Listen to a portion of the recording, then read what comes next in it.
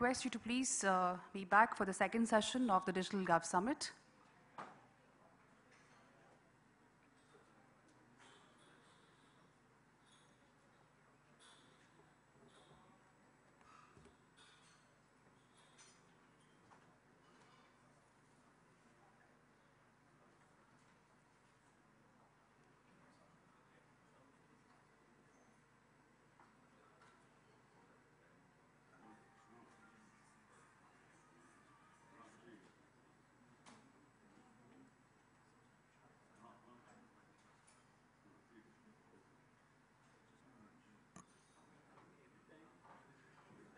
May I request everyone to please take their seats? Thank you.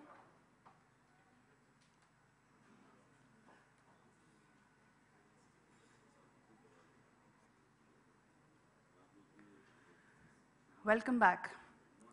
After a power-packed inaugural session, now comes another session on an integral aspect of digital governance, looking at how to secure the digital space. We have with us key stakeholders from the Ministry of Home Affairs, Government of India, various state police establishments, and the industry. We have with us Mr. Rajat Punhani, Joint Secretary, Ministry of Home Affairs, who will share his overall vision on securing cyberspace with us. We also have Mr. Sanjay Sahai, ADG Karnataka Police, who's also the session moderator for us, who is known for his acumen in cybersecurity. Dr. Muktesh Chandar, Special Commissioner, Traffic, Delhi Police, who has been instrumental in implementing various IT initiatives for Delhi Police. May I invite all the speakers to please join us on the dais.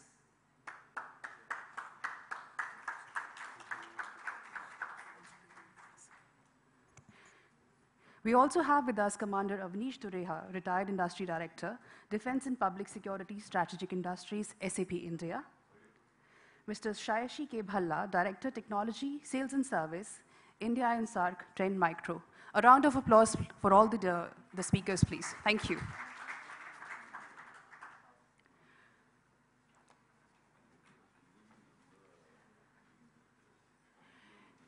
I now invite Dr. Ravi Gupta to welcome our guests. Mr. Rajat Punhani, JSMHA. Mr. Sanjay Sahai, ADG Karnataka Police. A round of applause, please, gentlemen. Thank you. Dr. Muktesh Chandar, Special Commissioner, Traffic, Delhi Police.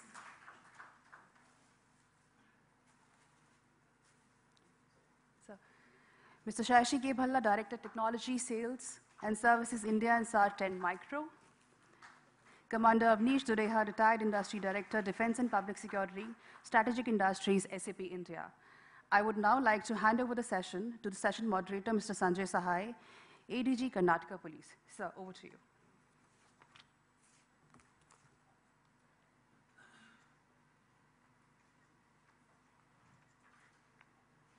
We'll start with SAP. What is the program? Huh?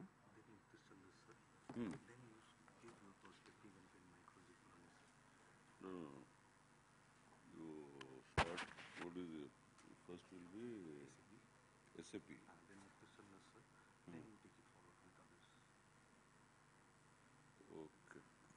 And when you give presentation, give me your laptop, I'll put it there because you have to put it there. Okay.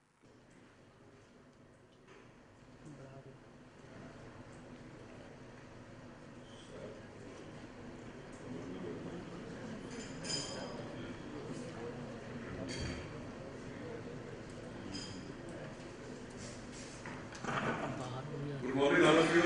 I've made a certain lateral entry. I was taking a couple of seconds to just get well versed so that I take you on a very, very enjoyable roller coaster ride for next 1.5 hours, if not more.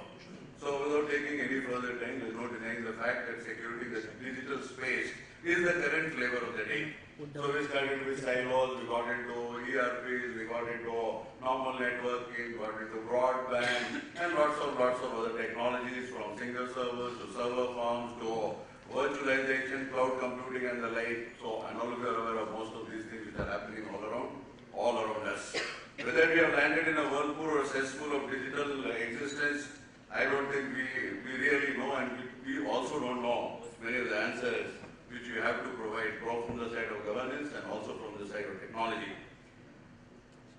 taking much of your time because I'll also give a presentation sometime in between. I would request Commander Avanish Dureha, retired Industry Director, Defense and Public Safety, Strategic Industries, SAP, India. Please come, sir.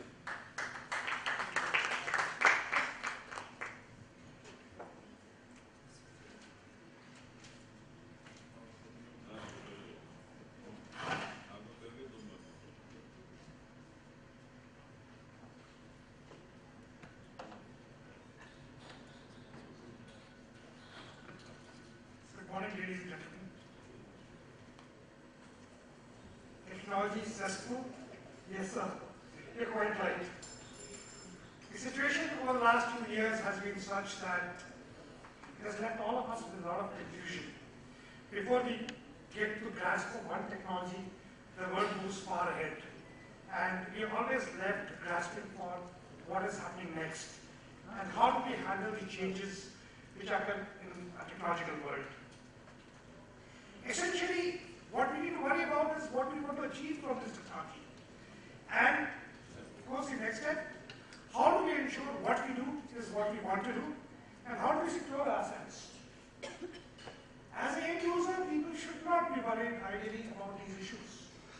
But the implication of losing data, implication of disruption are such that all of us, irrespective of what kind of work we are in, if we are involved in technology, we need to worry about security. I have always felt that the moment we come to this area of security, there is a lot of fog all around it. People don't understand what is being said, and there is a continuous fear that there is something more that I don't understand, or that something that could go wrong. So to lift some of the fog today, I thought I will cover with you various aspects of security strategies, which the industry today initiated in 1995, where we had websites and hacking into websites becoming a major issue. Then came the very serious, very major outbreak of Melissa virus or the malicious code, which came out in about 2000. IW virus Trojan in 2002 or so, 2003-04, we had for-profit malwares, identity theft. We had the advanced persistent threats in forms of various codes which impacted our systems. And today we've reached a stage where targeted threats are what concerns us most. If I look the same way in terms of how the industry is moved, in 1979 or so, SAP had an R2 solution. We moved to 1992 R3 client-server solutions, then to ERP in 2004. 2015 is where we're talking about HANA and cloud solutions. So with each of these stages of development, different threats were involved, and those threats had to be handled accordingly. Next question which comes is, why should we in SAP be worried about security? And why should we take this threat so seriously? We are globally third largest software company, handle about 74% of world's financial transactions. 74% is a very large number. And that is the extent of where the SAP footprint touches in their financial transactions. Our customers include a majority of Fortune 500 companies. In terms of number of texts which flow through SAP mobile platforms, 1.8 billion. We have network solutions like Alibaba, which have 1 million companies on it across 190 countries. We need to ensure each of these transactions, whether it is to meet your functional requirements in the ERP, or your financial requirements, or your procurement issues like for Alibaba network, they are safe, secure, and they bring value to the end users.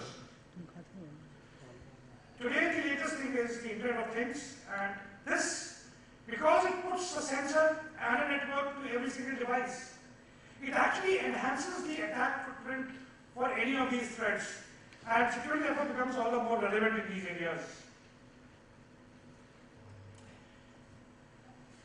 We are part of practically all major security conferences held across the world, and anywhere, whenever SAP is a topic, we are present, and we do take our learnings from the newer happenings in this field. and ensure that we provide the best solutions. Our product security strategy is built around 3 pillars, namely prevent, detect, and react. So the SAP Secure software development lifecycle ensures people are rightly trained, all correct tools are put in place, and the necessary precautions are taken for building secure products. The guidance, of course, is the standard ISO guidelines. Moving on from there to the fact that quite a lot of activities, threats to systems are internal as well. They are also a consequence to the not so good administrative practices being deployed or employed by various organizations, worries regarding the provisioning and deprovisioning of users, ensuring people stay within the limited areas where they're supposed to be in. And those things are handled through single sign-ons, governance, risk and compliance issues, identity management, etc. Plus, of course, we also use the common crypto libraries for solutions. Our security research ensures encryption in cloud, JavaScript security, big data for security to be able to extract maximum events happening across the globe and react to them on real-time basis.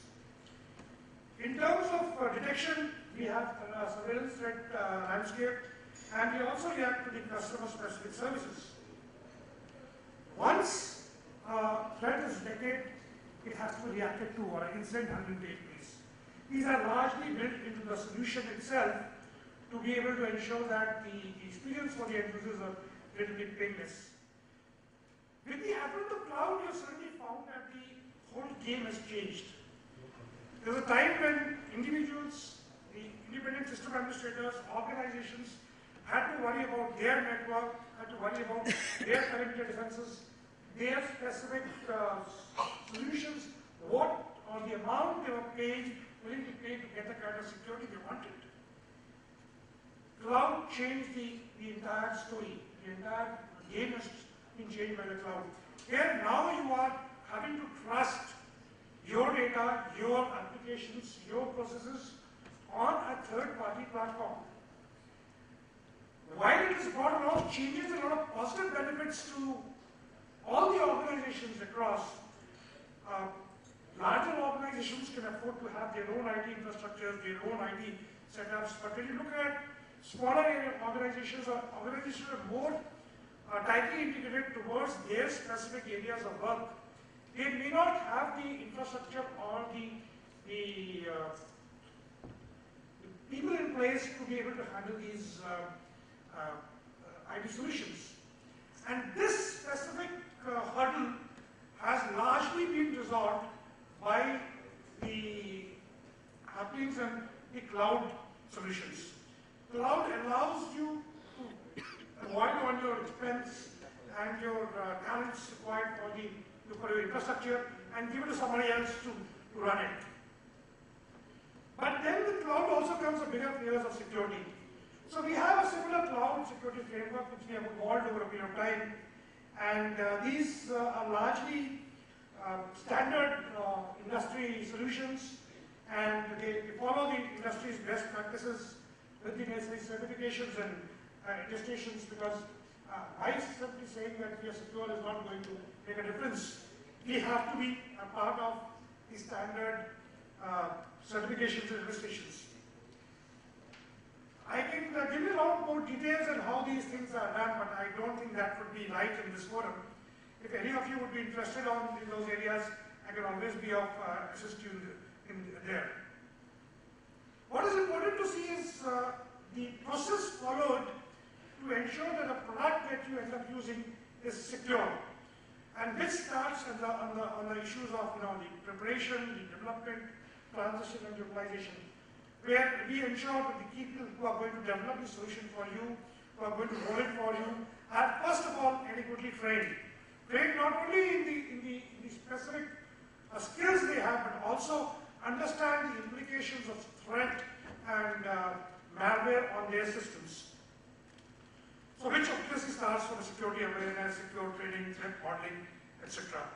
From there we move on to the risk identification, plan our security measures, carry out a secure deployment, secure testing, validation, and then of course the security response. this entire life cycle of the secure development, secure software development is very tightly integrated and very strongly followed to ensure that security is something that the end users should not have to worry about.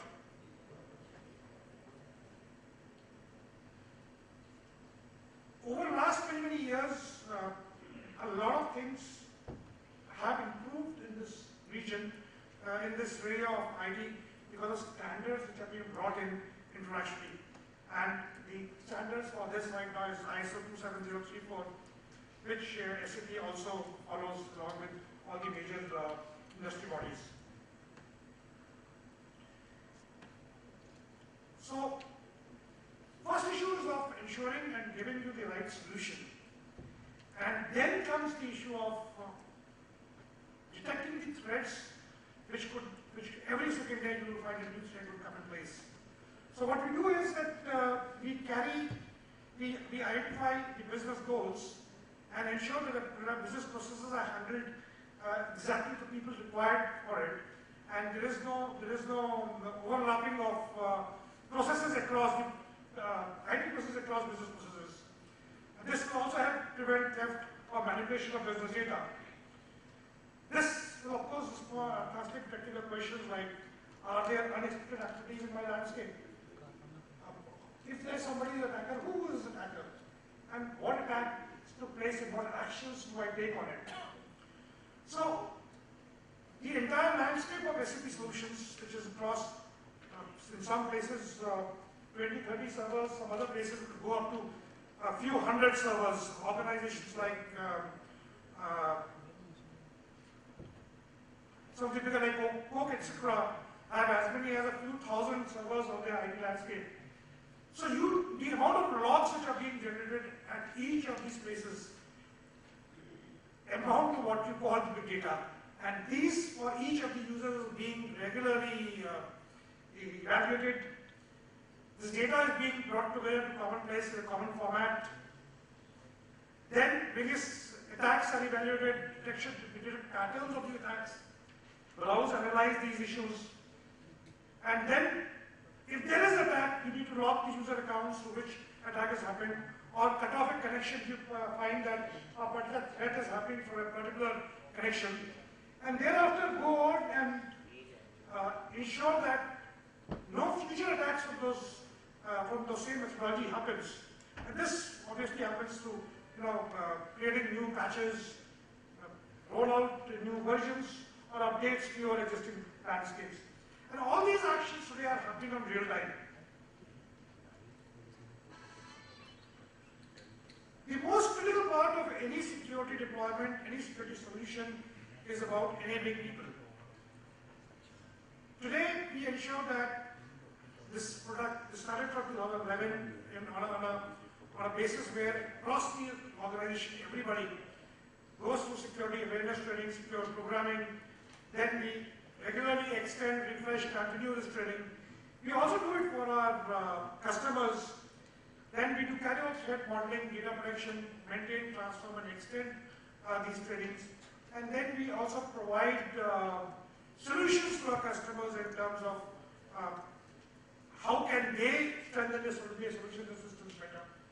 2015 and beyond, we're looking at training initiatives covering cloud security, cyber attacks, Internet of Things security, being a slightly, Internet of Things being a slightly newer concept, being as it's being adopted globally. So basic security guidelines for strategic purposes, like when you look at our major new platforms like HANA, Fury, Mobile, Cloud, etc., we provide the customers with dedicated security guidance for development teams. We ensure that there is a baseline standards being followed everywhere. And this expertise and knowledge of decentralized engineering teams is being provided so that prompt, proper action can be taken in time. There is a group of industry organizations like Adobe, CA Technologies, EMC, Intel, Symantec, Siemens, SAP, and Microsoft, who have taken this cooperation called Safe Code, or Software Assurance Forum for Excellence in Code. This industrial effort is to identify and promote best practices for developing and delivering secure reliable software, hardware and services. These services are available across board to all customers across the world. We also provide customer-specific security services, both to identify the threat which is possible in older setups, or the threat which arises because of missing out on necessary patches or not following of correct procedures. So irrespective of how good administrative system you are, there would be some threats, there would be some issues which can possibly slip through the radar and can make your system vulnerable. So to handle those areas, we do provide early watch reports. We also have SAP security optimization self-service solutions. We run SAP security solutions and provide help to all customers to strengthen and safeguard their systems. You can find a lot more about how SAP can help you in security and how simply a secure SAP solutions. The SAP.com security, which involves all the areas, the cloud solutions, on-premise, for ITs and corporates, as well as our offerings. Today, over a period of, which you must have heard of my introduction, spent about 25 years in the Navy. And every time we looked at, a large part of it was in the IT, anytime and every time we were looking at a solution, we were willing to let go of a functionality if we did not have the right security in place. That is the impact and importance of security across the board for any organization.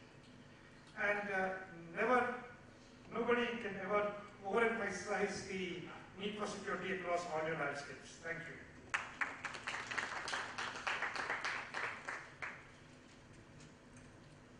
Thank you, Commander Avanish Dureha. There's no denying the fact that SAP is the leader in the ERP space. And there are lots of things which they have been doing which has been the benchmark as far as the software development is concerned. And the largest amount of most critical vulnerability also comes out of software and other related issues, which you call as the 0 day. We're running short of time, and Mr. Muktesh Chandra supposed to go for a meeting. I request Mr. Muktesh Chandra, Special Commissioner, Delhi Police, give his presentation.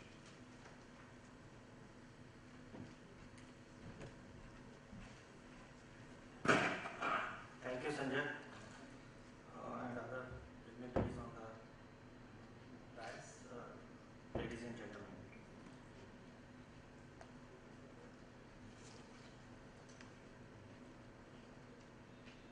I want to speak on digital India, securing digital India from two perspectives. One as a police officer, the other as ex-Center Director for National Critical Information Infrastructure Protection Center under Prime Minister's office, where I had the opportunity to serve for some time. As a police officer, when we are talking of securing digital India, let me take you to the figures of cybercrime in India. Registered cybercrime, there are about 4,000 every year. Whereas the Computer Emergency Response Team of India, CERT-in, it documents cyber incidents something to the range of 70,000. And when we talk of bots, it has been tracking, it is running into lakhs. Those bots are existing in India. Cybercrime goes undetected many times. If it is detected, it is not reported for various reasons by various organizations. If it is reported, it is not registered by police for various reasons, as you know. And if it is registered, it is not investigated properly many times because of lack of expertise and so many other issues. Servers are not available, the data is not available, the criminals are outside India and all that. This is an environment where cybercrime figures are not at all any indicator that of the attack we are facing and we will be facing in future. Even if cybercrime is controlled, is under control, and we will be able to tackle it, because all IT Act offences are to be investigated by police as per the mandate. Only inspector and above are authorized to investigate. So all these, whether they are 4,000 or they will become 40,000 in future, and when the Digital India comes up, there will be a spate of cybercrime. That's apart. There are two things which are worrying, which the pattern which has been emerging, and I had the very close opportunity to see that while I was working in National Technical Research Organization, where the NCIIPC is existing.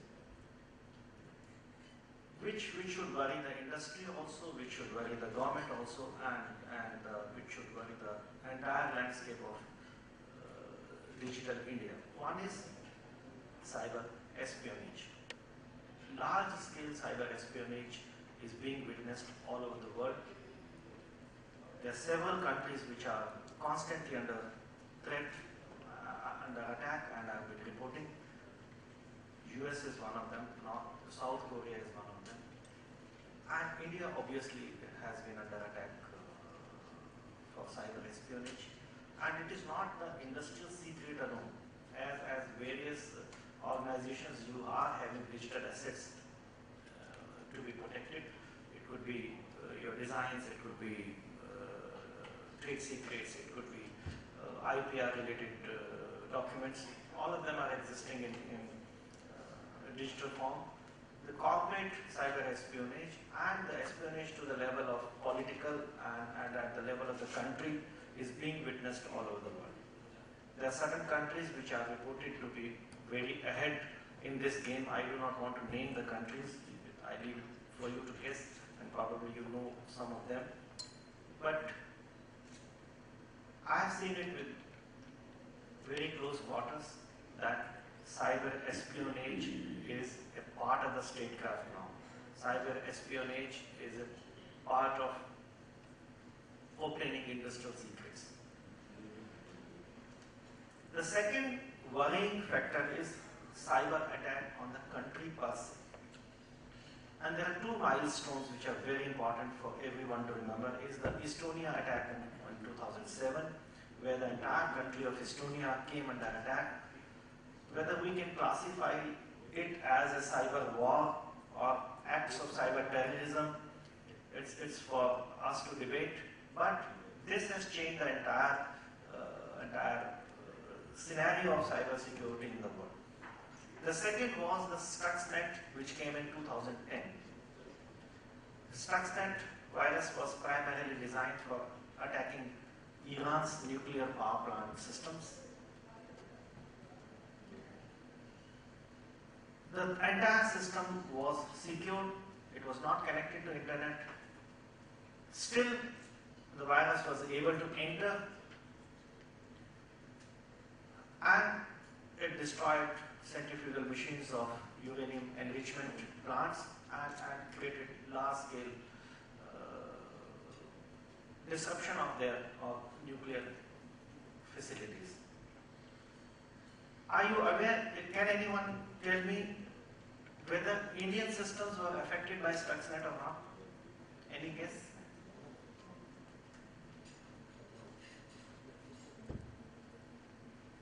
A virus which was specially designed for Iran's nuclear power plant facility, which was able to enter their secure systems which are not connected with internet using a pen drive which was deliberately distributed to one of the employees.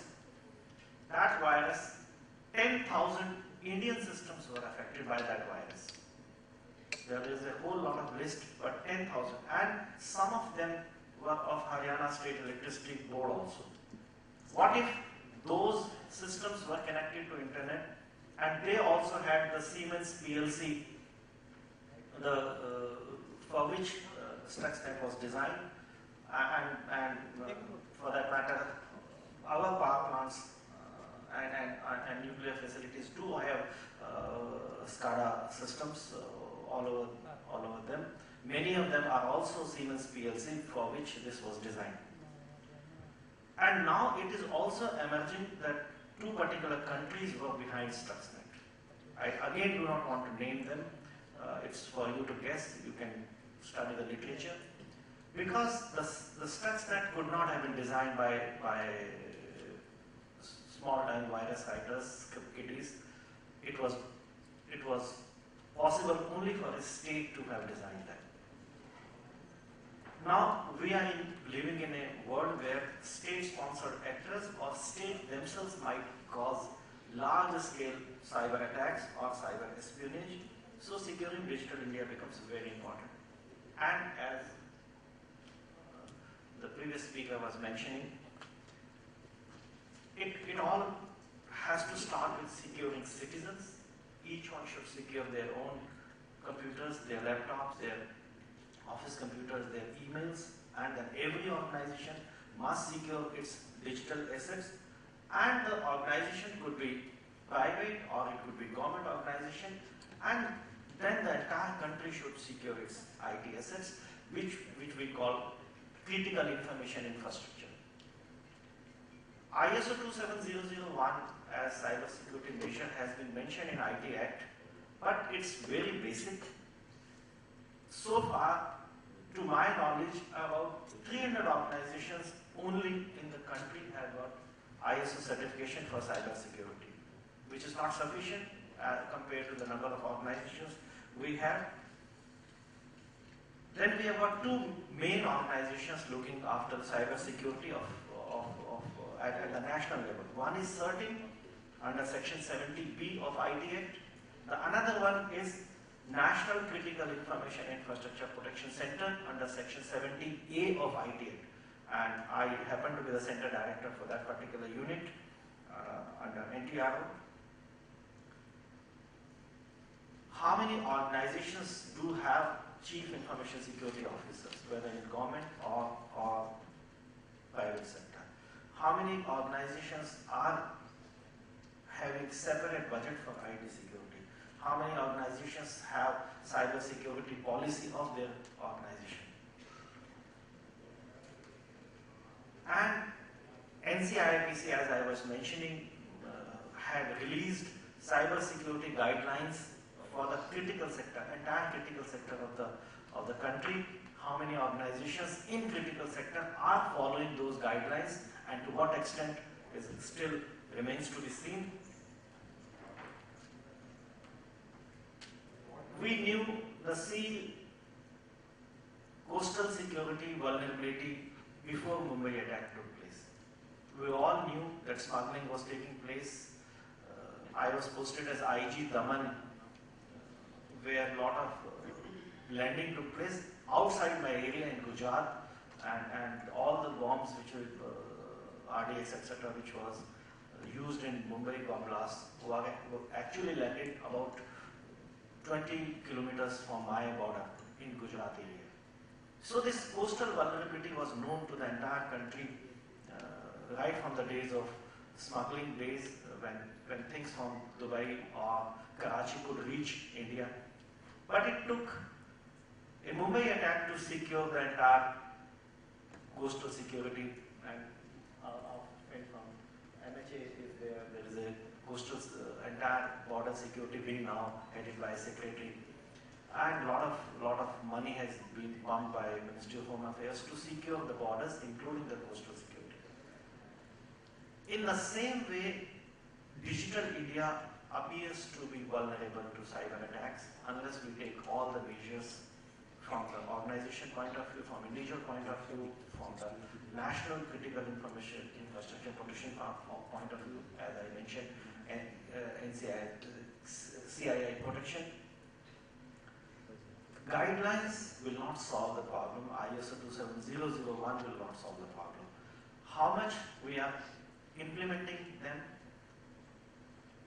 how much we are practicing them, is there a scientific method of evaluation? Where do we stand as compared to the standards? A lot of work has to be done. We already had National Cybersecurity Policy in 2013.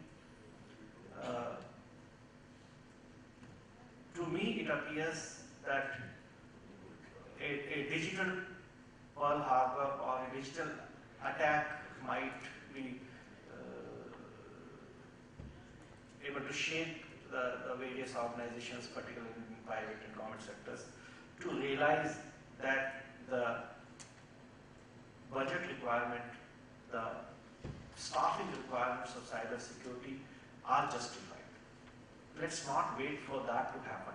We must see that attack is so imminent and start taking measures. Let's not be reactionary. After the attack, we start taking measures. We know it is going to happen, so let us take precautions. Every individual, every organization, and the country per se. Then only we can have the mission of smart cities and digital India, but secure and resilient digital India. Thank you.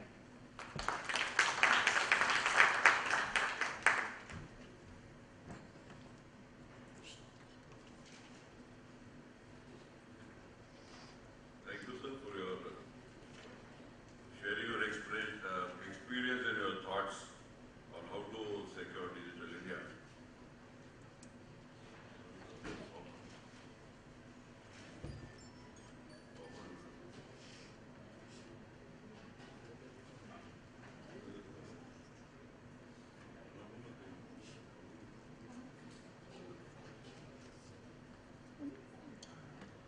Anyway, before we set up the whole show and I'm able to lay my hands on the column, I'll start my initiation into this whole exercise. So, securing digital India is something which the contours are very, very nebulous, and I don't think we are aware of all the contours about digital India. Thank you, sir. Thank you. As far as I'm concerned, whatever introduction has been provided so far,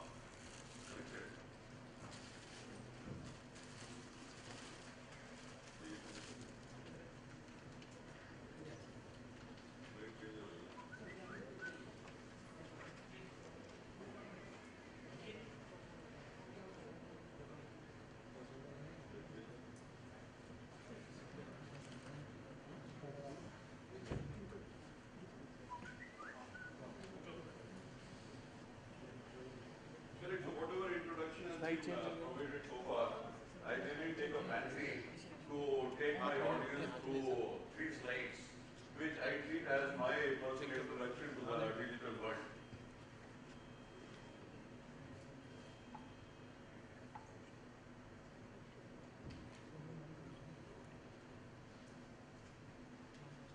Correct. So this is the first slide. In Karnataka, we have created an ERP solution which has 1.5 million lines of coding. It has 12 modules, 517 screens, and 422 reports. This is the software on which the whole of the Karnataka State Police works. It works from 930 police stations and a total of nearly 1,600 locations. Working fine for the last 5 years. This is just to give you an idea as to how I have been a part of this humongous IT structure, which was created literally out of nowhere. It did not even have a neat, detailed project report. The second one is the Karnataka State Police Wide Area Network. We are the only state, at least in the internal security arena, which has its own broadband wide area network. Running fine for the last 5-6 years, runs primarily our own resources who have been trained into MCSC and CCN and the like. And we have not been outsourcing to agencies. And thus we have not landed into a large number of other issues. So we have 44 locations, 1, 2 and 4 Mbps lease lines and 1425 locations on 512 kbps VPN of our broadband. Finally reaching to an aggregation bandwidth of 155 Mbps. We own the only data center owned by any state police, and we run it on our own. We started with a single server to virtualization, and now we are about to enter into cloud computing. So broadly, this is the background which I have. I've been moving around in large number of postings in the last so many years. But my passion for technology has remained, and most of you have seen it over the last couple of years. And I keep associating myself with bringing about transformational changes in the government. So broadly, if you cut the whole, what do you say, whatever is the fluff aside, I am a technology evangelist. This is my recent read on whatever I will be speaking in the minutes to come. So broadly, it has become an area which is basically the replication or the synergy or the synthesis or the blend of the physical and the virtual world. And it is also a synthesis of human life itself. What we are discussing today has nothing to do, to best of my understanding, with digital world or cyber world or security and the like. It hits at your basic existence with regards to your life and liberty, your economic peace, your social peace, your growth, and how the next generation will live in the days to come. So we are in the initial stages of industrialization, when electricity came into existence, when printing press came into existence, the Enlightenment, the Reformation and the like. Let's not mistake it with technology. Technology has always been a mover. It has been an enabler at the maximum. Correct? Whether it's electricity, whether it is steam engine or whatever. Last year I was talking to a group of people at the Microsoft Extended Leadership Summit. There are 72 leaders from Microsoft and 18 from McKinsey. And I was rushing, as I do in most of my conferences. I wanted to create a definition of digital India. So this has been in vogue and everybody tries to understand as to what digital India is. And my definition of digital India is, and certainly it has a whole component of the Sarkari thought process also. Correct. Let it be as it is. Digital India is a transformational enablement of governance, citizen services and ease of business. Right or wrong? You go by that? Take a Sarkari viewpoint for the time being. I'll certainly take a private sector viewpoint as we move on to the next slides. Correct.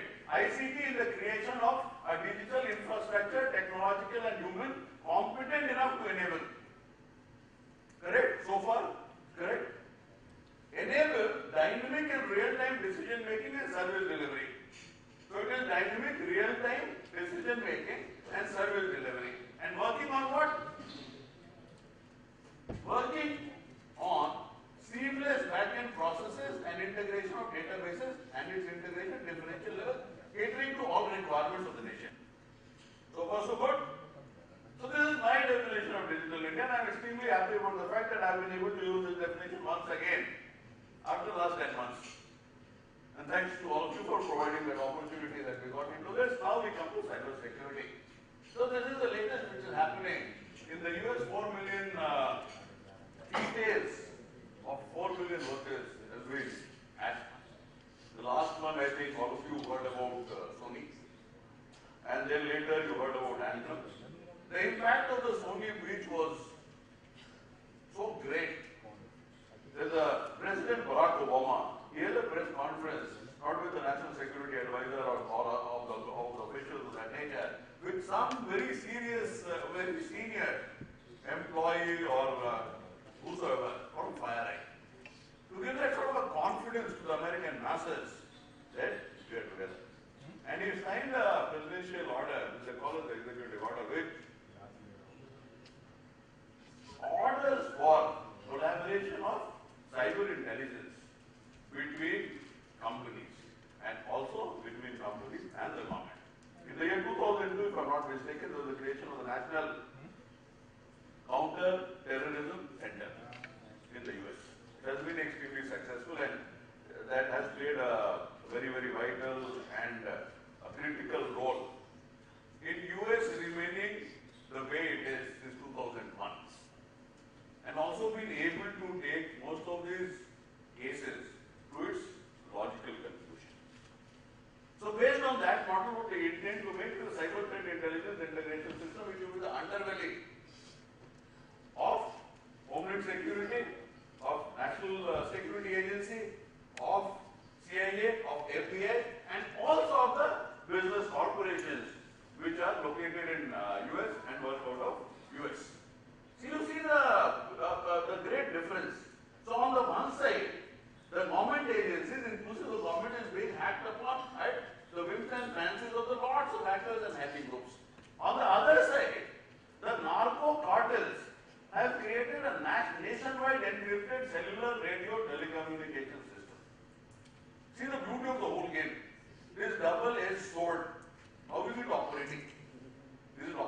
operating in favor of the legal system or is it operating in favor of the illegal system? Who are the best adopters and innovators of technology? The multinationals, the governments, or the states? Who are literally operating the whole of the internet? They're literally operating the whole of the internet. It seems as if you have created the internet and handed it over to them. So as we proceed further, I'd just explain as to what the cyberspace is today. And without getting into the nitty-gritty of this definition, suffice to say that literally anything and everything in which we lay our hands upon, interact with, think of, socialize, imagine, create, devise is a part of a cyberspace. And there is no industry, no human being, no government which has not been hacked. Correct? How many of you really feel comfortable in the digital space which you live? How many of you really feel comfortable that you know what the nitty-gritty is, how to go out, how to secure yourself, and you're reasonably fine in the digital space in which you live? How many of you? None. Only you. Two. Correct. I don't know. You have been lucky so far, I presume. No, it's due to minimum usage. Minimum usage. So you're like the North Korea types. Correct. So we'll not use internet and we'll have a cyber army and we are the most digitally secure.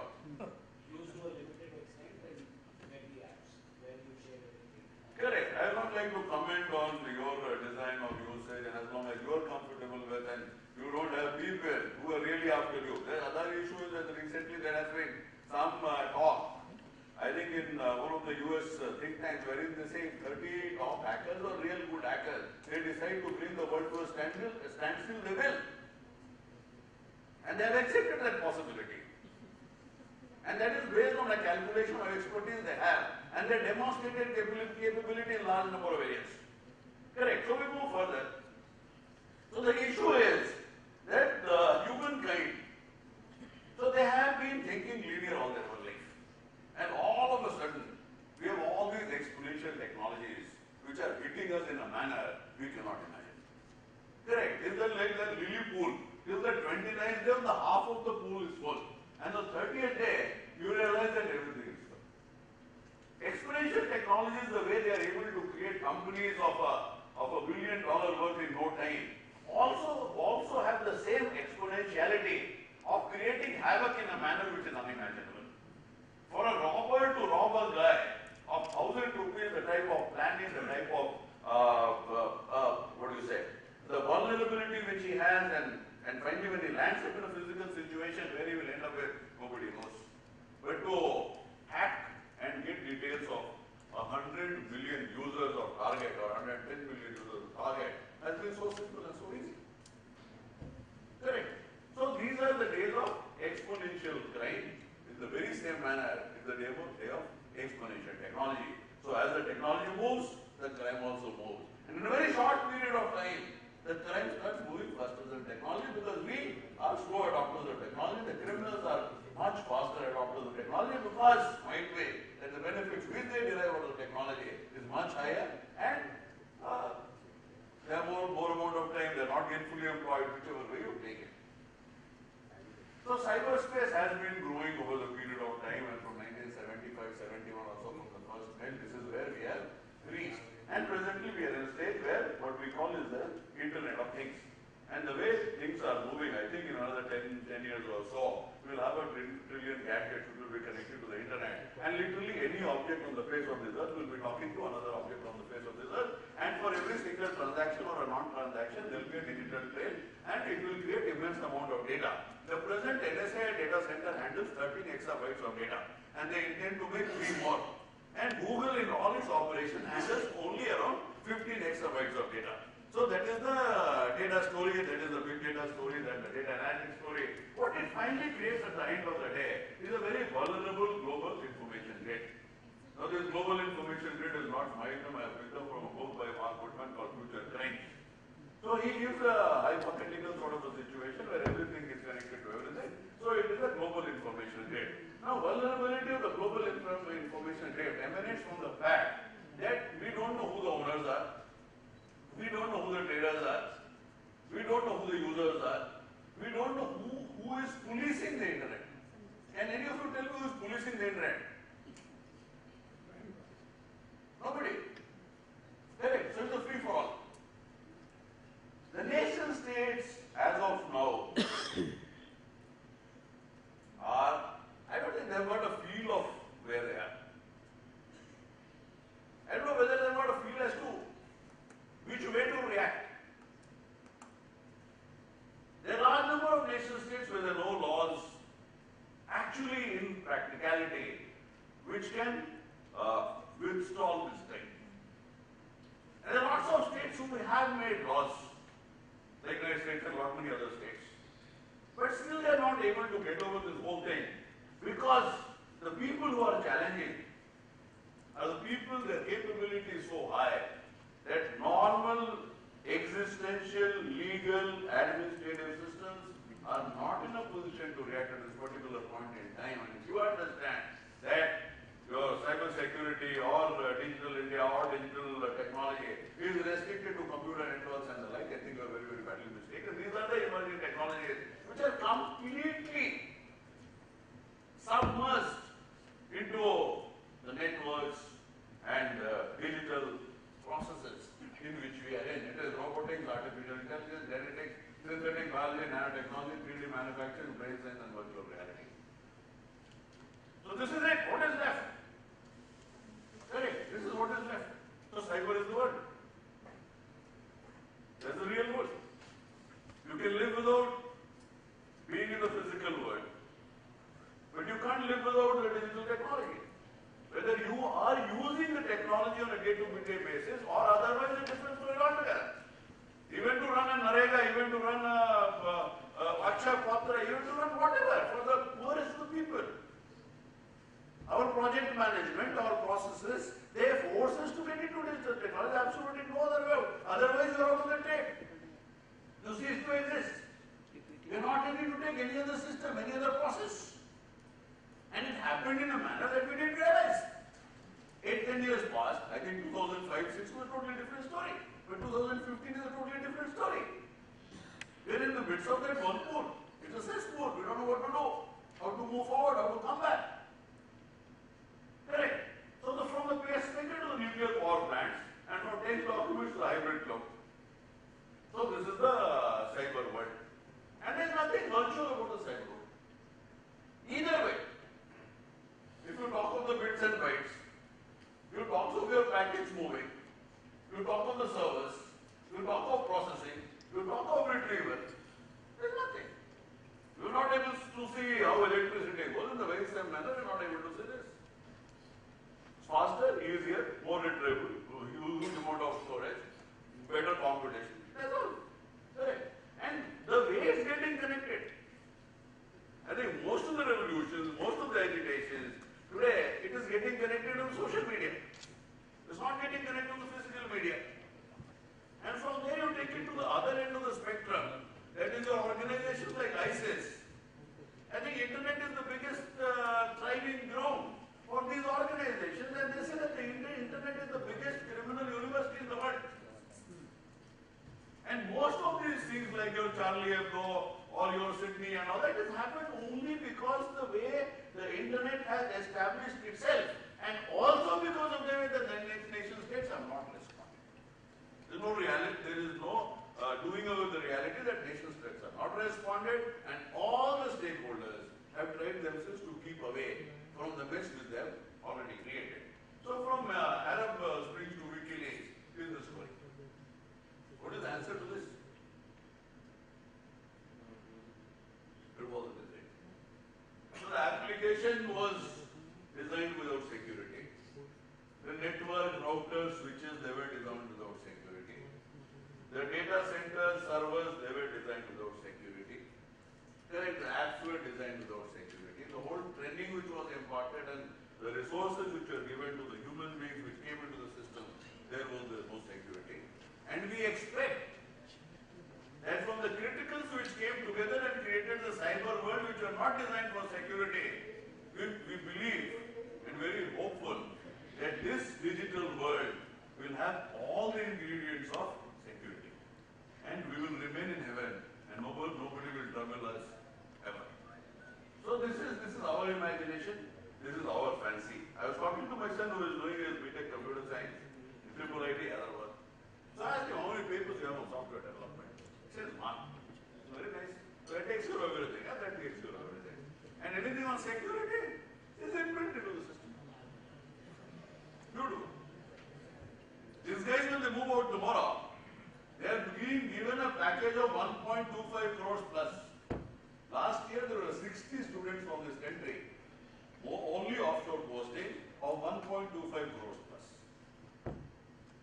Anyway, so this is the level of capability and competence which we require to run the digital world, where in reality what is required is something unimaginable. And leave aside the technology part of it, the human element part of it, the mindset part of it, the legality part of it.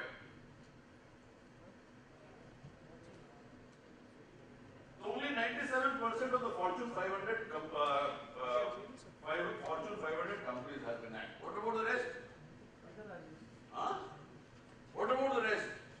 They don't know that they have been hacked. Correct. So the average time, based on all sorts of research done so far, says that you need nearly 211 days to detect a breach. Now think of a situation wherein your house has been burgled today and you are able to detect after 7 months. What is the situation? And even a worse situation wherein the thief remains there. All he has left is small hanger-on, Ramu or Shyamu and all that, to keep passing all the information.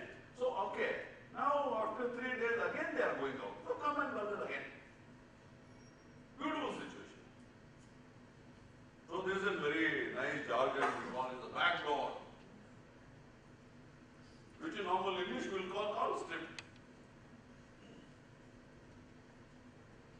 So cyber security turns out to be the single biggest emerging threat for the world. And it has its very, very deep linkages with all sorts of nefarious activities and terrorism in a manner which is just unimaginable. What is this fight all about? What is this fight all about? It's about data. And why is there a fight about data?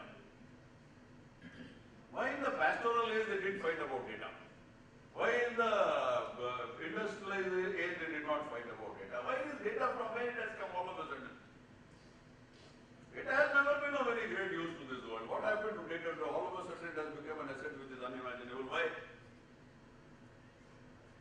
It is not gold, silver, platinum, nothing.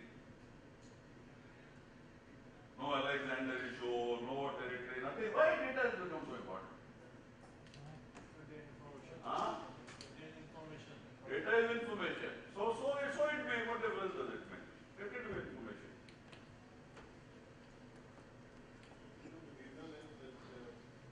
It's one of the assets, like you have done material, but now it's data also. And our society is now data driven, knowledge driven. So that's why it becomes so important. There is a process which is known as datafication of the world. So all your other things which you are talking about, men, material, resources, this, that and all that, they have gone into the background. And what you have created, on which you thrive your society, economy, polity, your business, is data. And when you talked about knowledge and wisdom, it came out of experience and expertise and some capability which somebody would develop. But in today's world, you get your wisdom out of data. It is that pattern analysis, that is that predictive analysis, and things of that nature. And over a period of time, the total quantum of data which you have created itself can create a data which is unimaginable. So there are data which are of two types. One is the transient data and the latent data. Transient data which we have been dealing in for last so many years. Presently with big data, we have started using latent data. latent data can throw up possibilities which are unimaginable, can create opportunities which are unimaginable, can provide solutions which are unimaginable, can change the world in a manner which is unimaginable. Small thing. And that might not be data also, might be a mindset issue. But the Bansals, they could decide upon that cash on delivery. Nobody tried ever across the face of this earth. It's a very, very vulnerable, financially vulnerable issue. Same as in the case of Mohammed Yunus. This guy tried. He tried for microfinance in an industry, in a situation, in an environment where it was expected that he will fail. And same thing was with Bansals. But that intuition, that business judgment or whatever it was, at least in hindsight, it's a success. Correct. So that is what data can do to you today. But coming back to our original story of taking care of digital India and also taking care of the cyberspace or whatever we have, in whichever manner we call it. Now what do you expect out of the system? What you expect out of the system is confidentiality, integrity and availability. And in case if it crashes, at least you are able to run the skeletal services and at the end of the day, should have the resilience to get back into a normal operational system as soon as possible. Right? So this is broadly the story which you are looking for. Right, tell me, are our systems created with this purpose or do they have the capability to give you all these facilities or results? Is it not? No. Is that the general opinion or? We go to income tax this thing and say it's 5 days, please. Server is down. Yesterday I was trying for some US visa. They said 29. It is under maintenance. It also speaks of the capabilities of those organizations not to run even their normal services. Rest of the organizations across the globe. And in worst of times, what will happen? It will just fall like a pack of cards. Securing digital India. Securing what?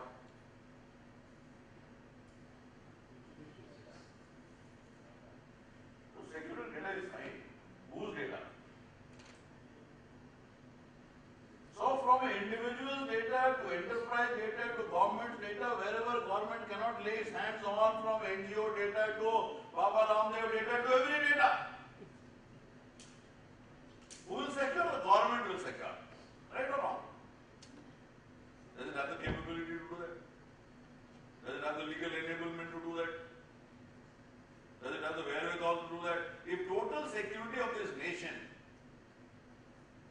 on human terms is being done by say around 50-60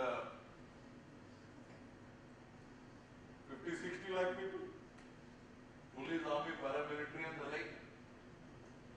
And what will be the quantum of human resource that also technically enabled and most proficient to take on to this task? Correct. From whom? The western border you have only one enemy, correct? Here? Who is the enemy? Huh? Only the cyber criminals. Only the cyber criminals. Only all the cyber criminals. I was getting it right, you were not getting it right, so it's okay, there is no problem. Only all the cyber criminals. Correct. So that is not the correct answer anyway. How will you do it? How do you do it? You put a guard outside the house. How do you do it? Huh? He is saying that his application is not fail-safe. Cisco is saying my network is not fail-safe. The router fellow says my thing is not safe. The cloud computing, it is ripped apart before it has been created. So their story is a totally different, cloud is a totally different story altogether. There might be any number of vendors of the cloud out here, that's a different thing. Correct. Now, if you are able to find a zero-day vulnerability in iOS, what is the price in the underground economy?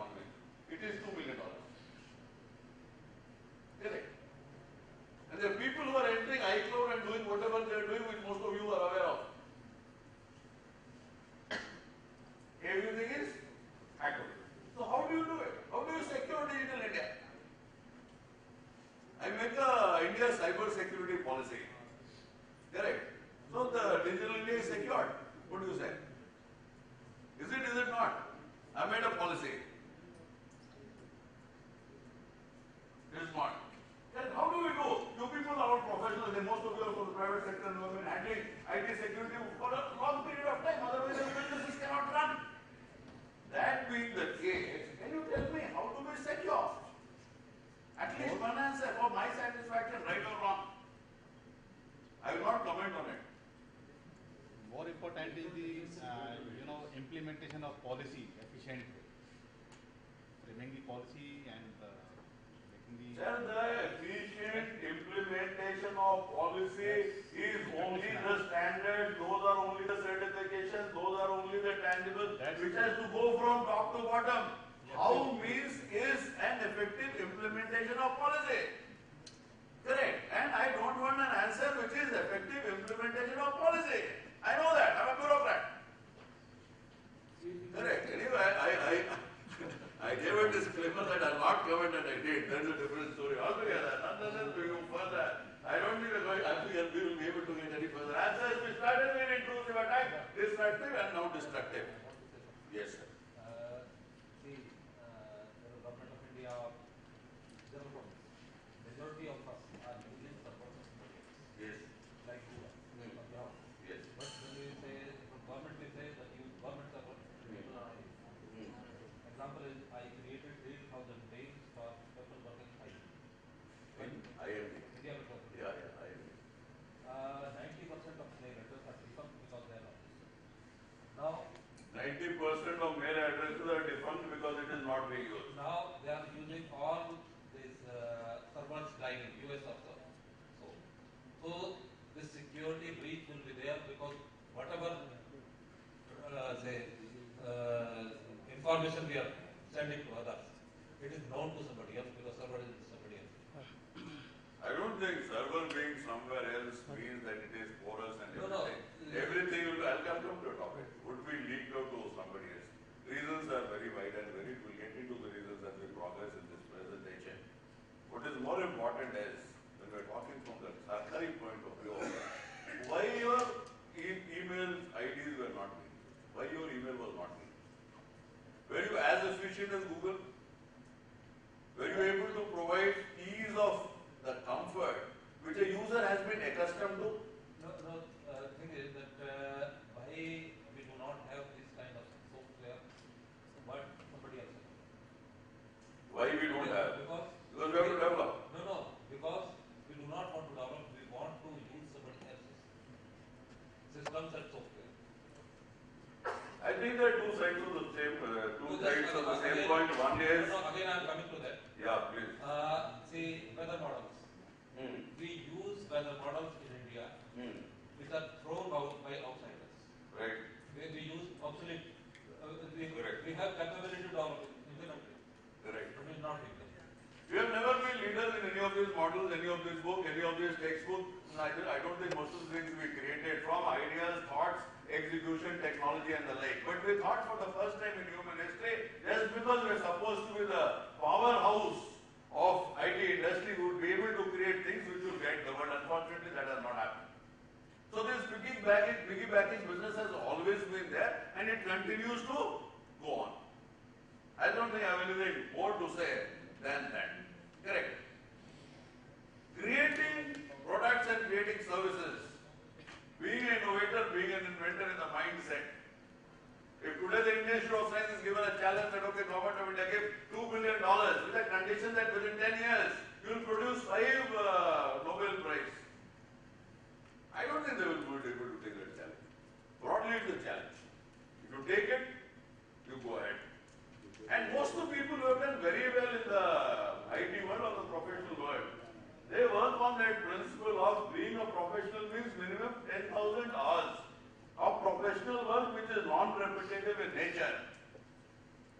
In 360 degrees of that particular domain, either 10,000 hours or 10 years. Now that sort of a capability, how many of us have? Pure, genuine, original work for 10,000 hours in that particular domain. Or you take the McKinsey thing.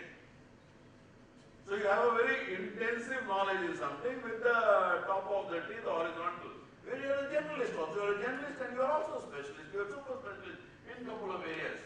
So we will not get into all these things. So finally what we say is the internet has lost its innocence. Correct.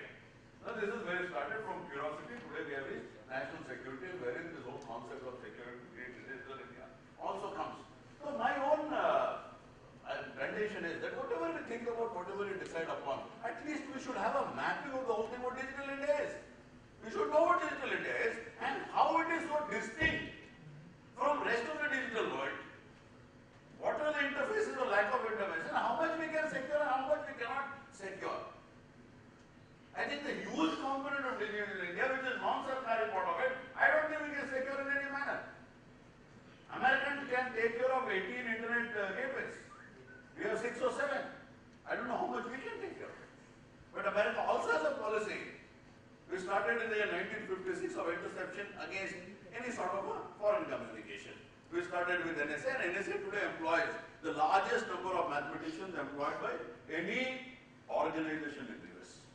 If I as a police organization ask for 10 mathematicians, so somebody will say, have gone mad or what? What will you do with mathematicians? You write your daily situation report, why do you want to write algorithm?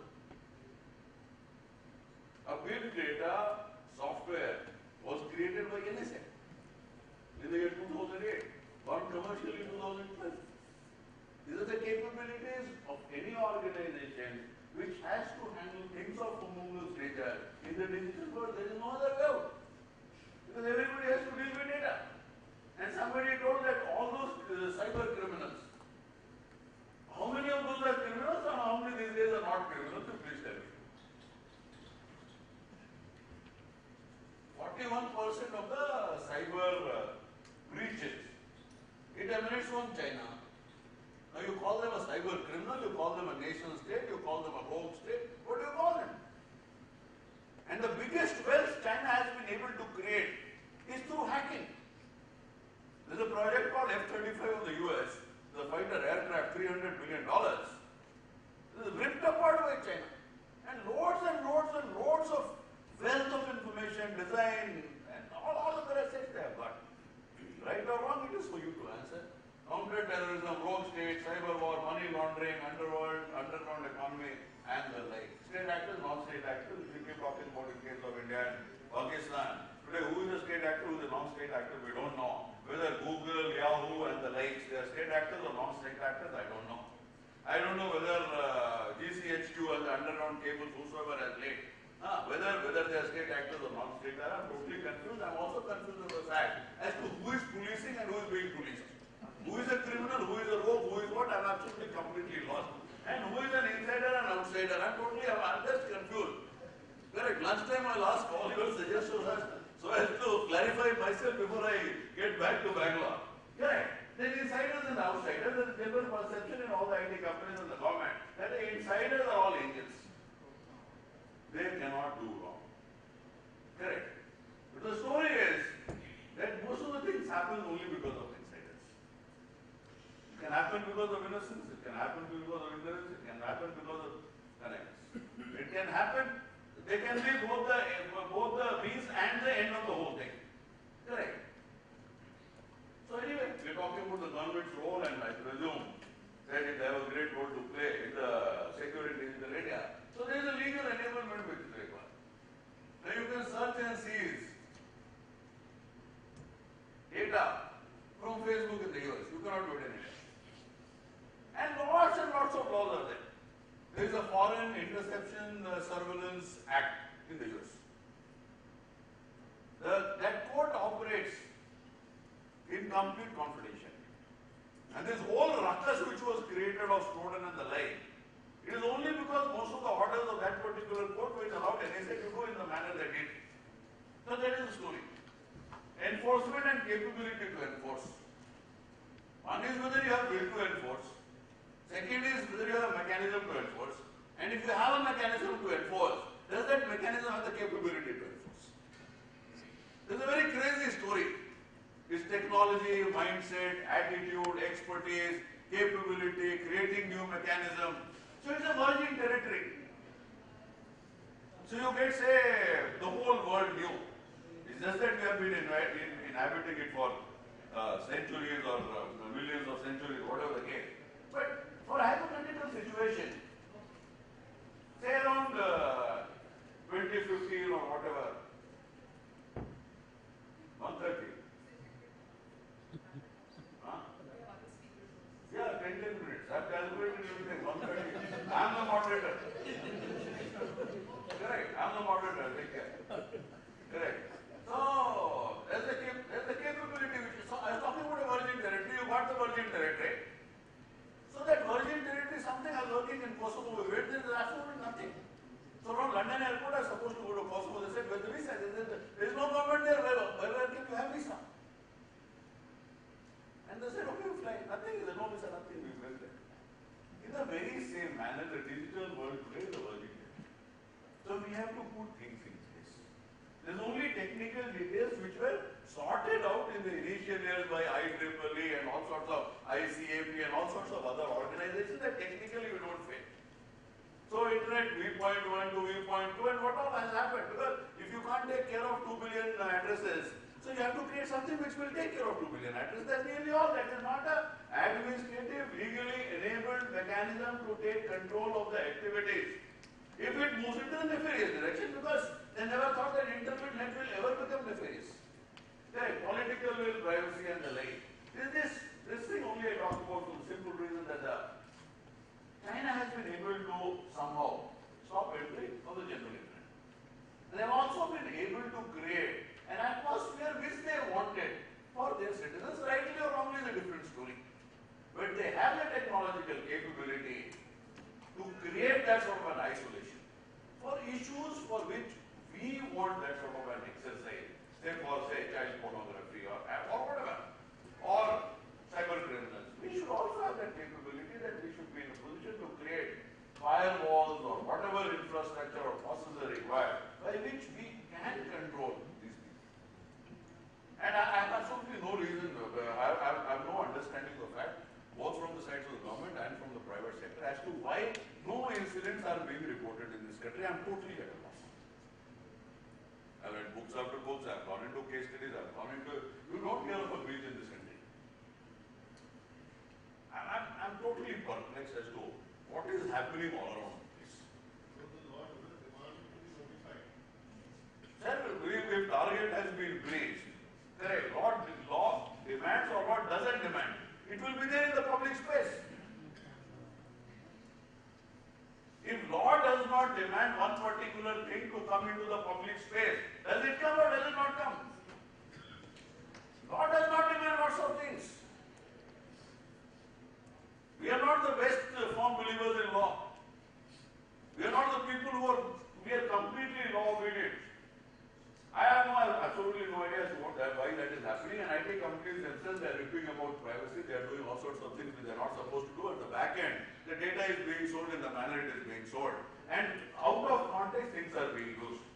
81% of the divorces in US, the evidence which is provided out of Facebook. So hacker is at the center of the universe.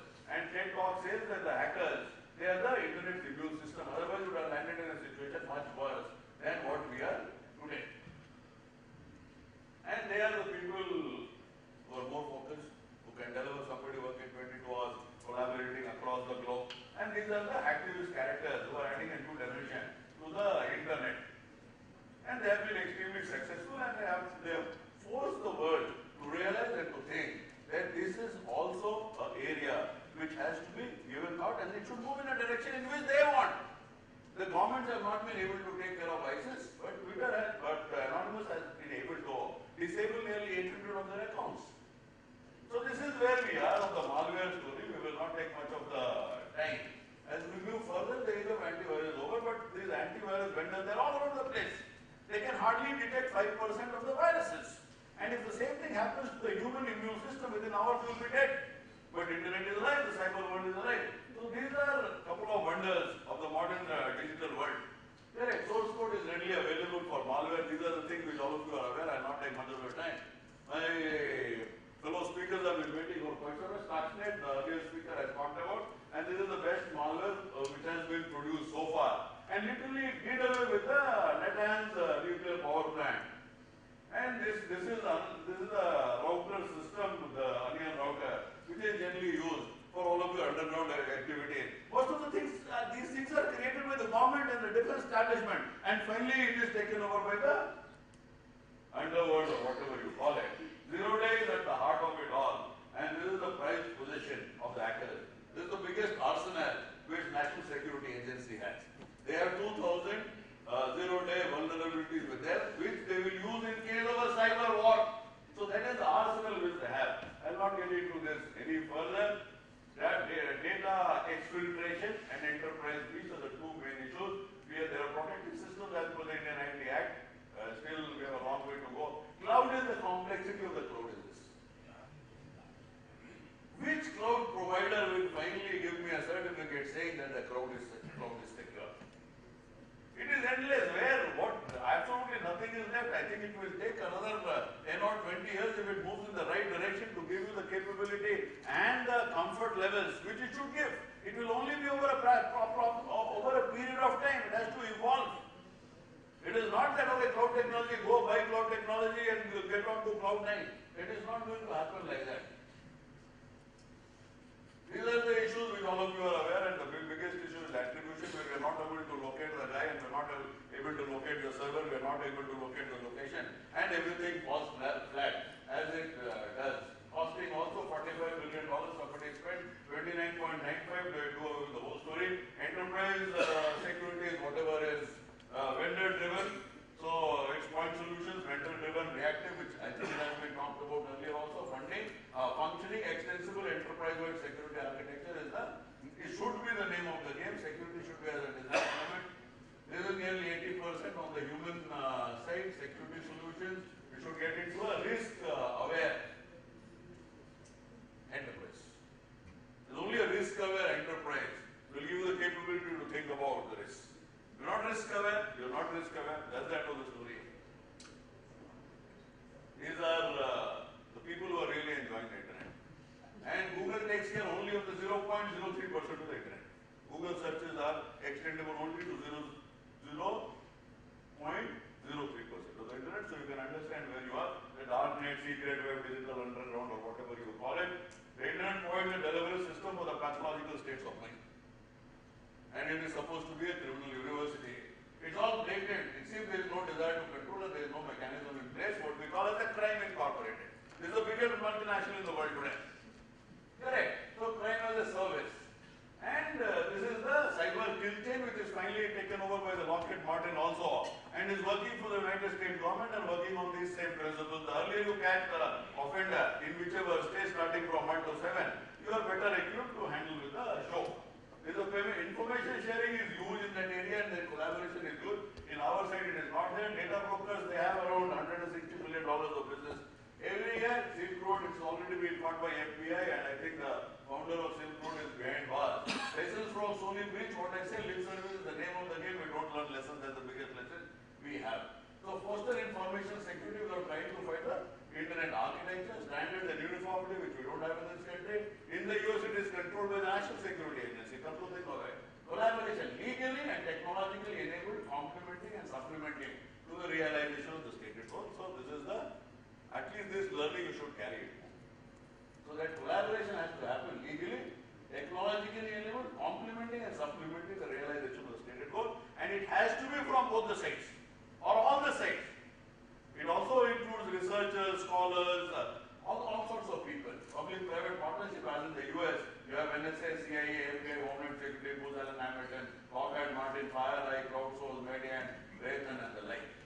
Correct. So bad guys can be this, we should also be like that. And this is the last slide, I presume. So this is the battle of knowledge, effort, focus, and precision. So the story is that the internet is global, it is dynamic and real time, whereas the states are nation states, they are not global. Most of the time the law enforcement goes down to the local civil government, if not the provinces. And the reaction which we have, there's somebody talking about the US police. To reach somebody in France, they take 2 years of approvals. So it's not only in India, it's all around the world. So government's glacial age response and immense blindfolded commercial focus is not the answer. Thanks a lot for your very, very rapid attention.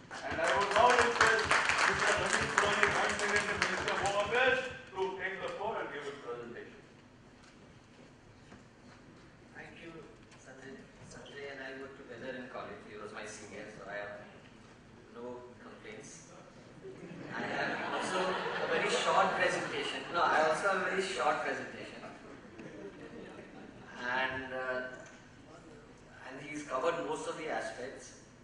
I will be covering mainly the legal aspects, mainly concentrating on the legal framework that we have in our country. And as Sanjay sir was pointing out, and our previous speakers, see, the legal framework is bound to be evolving and it's bound to take time. The present legal framework that we have in our country, whether it be our Criminal Procedure Code, our Indian Penal Code, the various other acts that we have in this country or elsewhere, have evolved over thousands of years.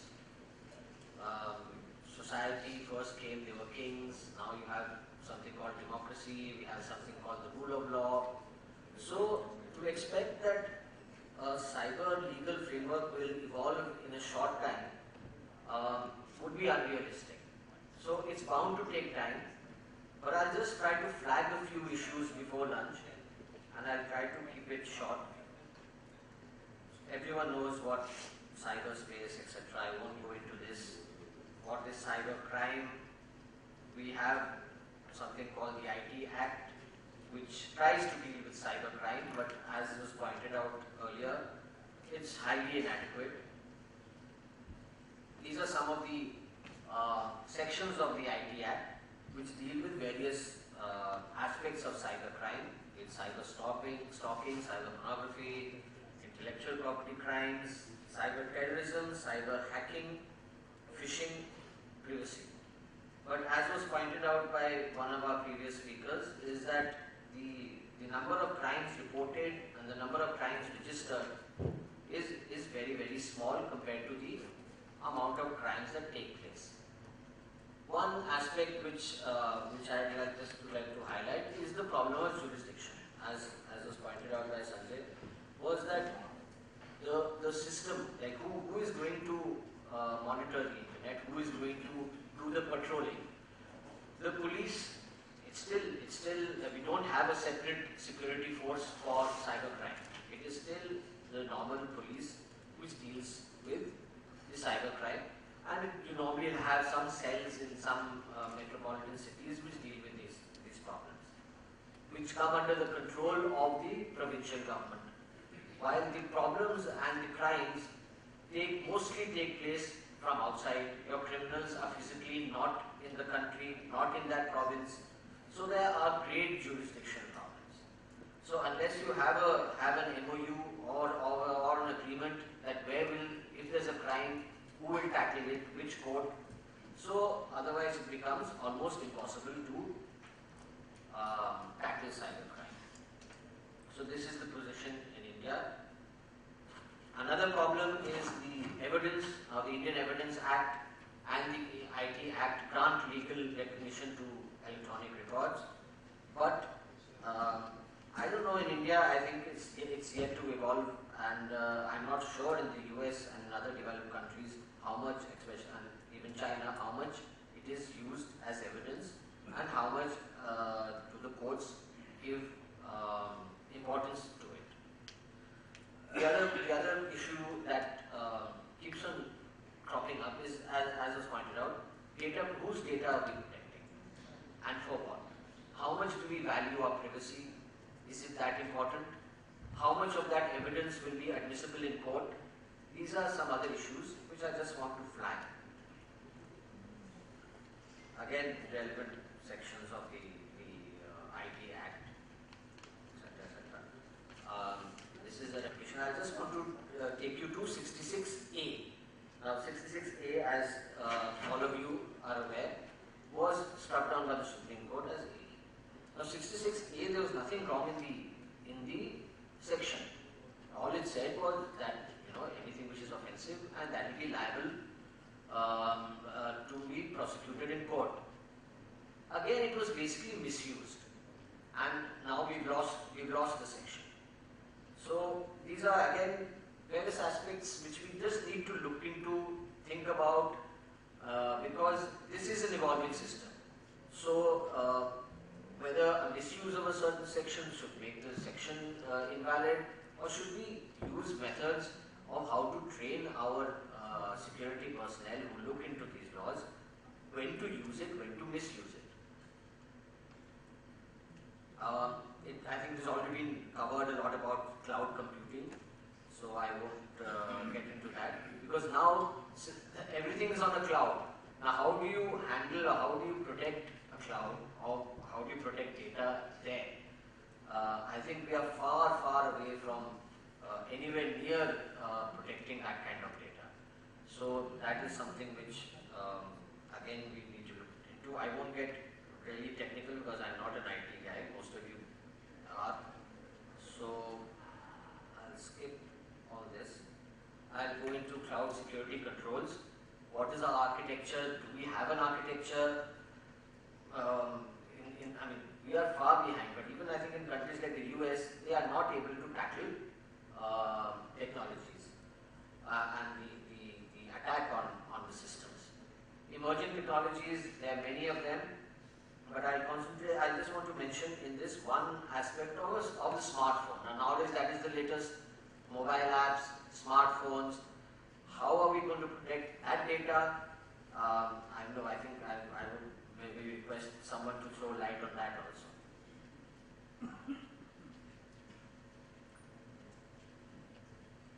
Then the other issue I'd like to highlight is the ethical issue. Now, what in India, for example, how much we don't have respect for the law in general. That is the impression that many people have. So, how much will we respect the law which is to deal with things which are not in our real life, which are things that are still in our virtual life? The penetration of internet in the country is still very, very low compared to many of the developed countries. Given that, how much are we really bothered about our privacy? Is privacy an issue at all? These are some ethical issues which I think need to be flagged, and where during discussion we need to think what kind of legal framework should we have for cyber crimes. For cyber security, the first thing you need is a legal framework. So what kind of legal framework should we have? The current kind of legal framework that we have in India is something that we have inherited from the British. Is that suited to our culture, to our ethos, and similarly to our virtual world? Because now we don't have a real world, we have a virtual world. So what is our kind of virtual world? What are our elements of privacy? How much do we value it? Is it okay if someone clicks our photograph and, like we were discussing in the last seminar, clicks our photograph and without our permission puts it on the net? Is that okay? Is that a crime? These are some issues which we need to think about before we evolve a proper legal framework. Right now, I think as our cyber security policy or our acts, they have been basically got together in a hurry. For the sake of it, we have something in place, but I think it requires much, much more thinking than just a kind of a bureaucratic way of putting these acts and policies together. This is some data of cybercrime increasing. There's some safety tips which I think everyone knows. So I'll just end here, and we're welcome for to answer any questions. Thank you.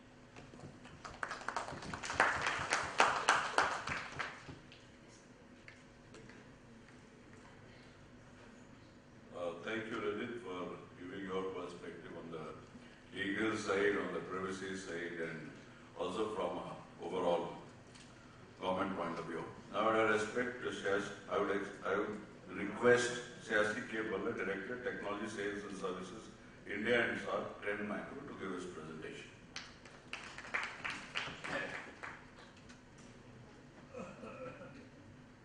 Another 10 minutes to go.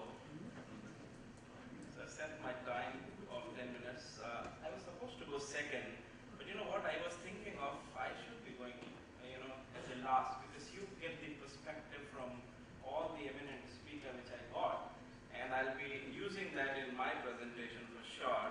A lot of things is being talked about. Can somebody tell me what information you feel is confidential? What information is important which should not go out from organization? Okay? Anything small, big. So I'll give you a simple layman example. example. I'll take out one paper from this book. We tear it off. Now, can anybody tell me what information is residing in this paper? Nothing. Yeah, there's one name here. Organization, elets is there. There's no other information. It's all blank page, right? Now let's take an example. If I tear it off and ask the organization or any of the organization, can we create a similar size paper again? No. What we lost in transit is we lost the size, width, height of the paper. Now I don't have that. I have just. So what I'm trying to say is the information as small as this is confidential for any organization. Now how we can make sure that we are securing that? Now there comes the companies like us who help secure the organizations. We are in this business from last 26 years, providing security from endpoint to the gateway or perimeter level. And let's look at this. Initial panelist has talked about 4,000 cyber crimes happened in India. I think that's a huge number. And there were security basically when we talk about it starts from you. Okay? We are the one who keep the doors open. How many of you use Facebook? Most of you, right? How many of you put a status saying, I'm off to traveling from Delhi to Kolkata or traveling with family to this location? Most of you, right? Now that's what we need to change if we need to have a digital, the dream of having security for digital India. So that's why I'm saying it starts from you, okay? So there's one area which I wanted to touch base. A lot of attacks happening. Chinese people are attacking multiple organizations. It's remote execution. Threats are becoming so sophisticated that it is getting into your organization. Sir and others has talked about Stuxnet, right? There's no internet connection. It went into the uranium plant and it created havoc worldwide. So let's look at this, how we can handle. Now what is happening today? So we talked about Sony attack. There are multiple organizations which are being breached. The motive behind is all money. Hackers are there who are targeting these organizations. So let's look at what is being breached now, till now. So this is a big attacks, the organizations which are being breached. So we discuss about some of the organizations. Cyber criminal data for 40 million credit and debit card has been taken from target attack. And you know what was the damage? A lot of people has lost the job from target organization because of this attack. Similar is the story with the Sony attack which has been discussed earlier during the presentations. Look at other organizations. Insider attack, as he mentioned, we feel as an organization 75% of the attacks are happening within the organization. So data is being stolen from within the organization. Right? A lot of people who leave the organization in the private sector, they carry their data with them or in other organizations as well. Whether they are going to use it or they are not going to use it, but they definitely carry that data, which is an intellectual property of an organization. Right? PII of 200 million sold to, what is the cost? So let me ask you one more question if you can answer this. What is the cost of a data breach or a data, a specific individual data which is being sold in the market? What is the cost normally?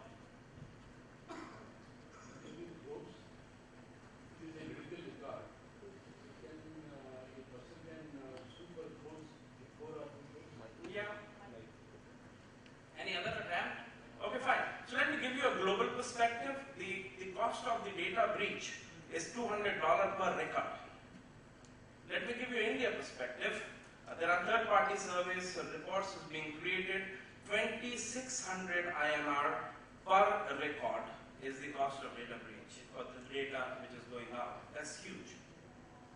Now look at the scenario. Everybody is getting messages from property vendors, that or from other vendors every day. There are thousands in number, right? Your mobile data is being sold, and they're getting that much of money which I'm talking about. Okay. Activist identity of is being lot of damage is being done. South Africa police, national state theft of IP for ransom terrorism. So what I'm trying to say is a lot of organization, big or small, is being hacked globally. There are organizations, India is being hacked. We have seen a lot of news. The last year there was a big news where one of the organizations, CIO's mail is being hacked. Where he has sent a phishing attack has happened, and then he has lost a lot of data out of it. What is changing? How it is changing? You look at from the days when we started the computer, or when we started the internet, it is all changing slowly. Today we are living in a place where we have more sophisticated, more targeted attacks. Now when I say targeted attack, targeted for an organization or targeted for an individual. Right? High net worth individuals can be targeted because they have a lot of money, they have a lot of data. It's all, the motive behind that is basically money, how we can make the money out of it. So that's a trend which is changing every day. Today we are living in a place where most of the attacks are all silent and targeted ones. Gone are the days when we were having file infectors. It used to create multiple files and just create the files, no damage done. Today it is all silent in nature. Let's get into the next slide. They have an unfair advantage, right, when we talk about hackers. Why? Today, any hacker can use their credit card and buy the tool to do damage to any of the organizations. There are multiple millions of tools which are available on internet which can be used to damage any organizational reputation. And what they get money out of it. Easy access to, as I mentioned, easy access to weapons. They can just search Google and get it. Social engineering easier than ever. Broad attack surface. Now mobile, as ma'am in the first session, I don't know if everybody was there, she talked about we have reached a mark in the mobile device adoption. Everybody is carrying at least 2 devices nowadays. Now those are soft target for you. I am doing all my banking on my mobile. I am doing everything on my mobile. I am checking my mails. Multiple applications are running. I am approving my employee's claim. This is a soft target. Right? How we can make sure that these are being secured. And hackers are attacking the soft targets only. Tomorrow, 5 years from now on, I think mobile is going to be the more key secure, feature which is going to be there, because laptops are going to go away for sure. So we need to make sure how we can look at this. As Sir talked about how many days it takes from attached, compromise to the discovery. He talked about it. 211 days, right? So that's the reality. What happens nowadays in targeted attacks? So it uses all 7 stages, from incursion to the excursion. In between, it goes within the organization and does the damage. The attacker basically are there in your organization, and they are just sniffing the traffic, understanding the data, and whenever there is a time, they will just pull out the data. They start controlling by the command and control center. They give the control to outside people. That's how it works, right? 84% of the cases, the initial compromise took hours or even less. 66% of the cases, the breach wasn't even discovered for a month. Okay? as he was mentioning, 75% of the organizations are breached and 25% of the organization doesn't know about it. Right? 22% of the cases it took months to contain a breach, basically. Now this is what he was talking about, how long. We have not met before this presentation. So I don't know, he was supposed to talk about 200 level, but it is 210 days normally it takes to compromise to discovery a breach.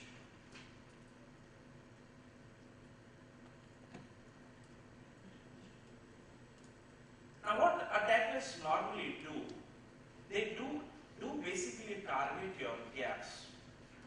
You have a firewall, you have an endpoint, you have some other security gateway, you have messaging security, okay?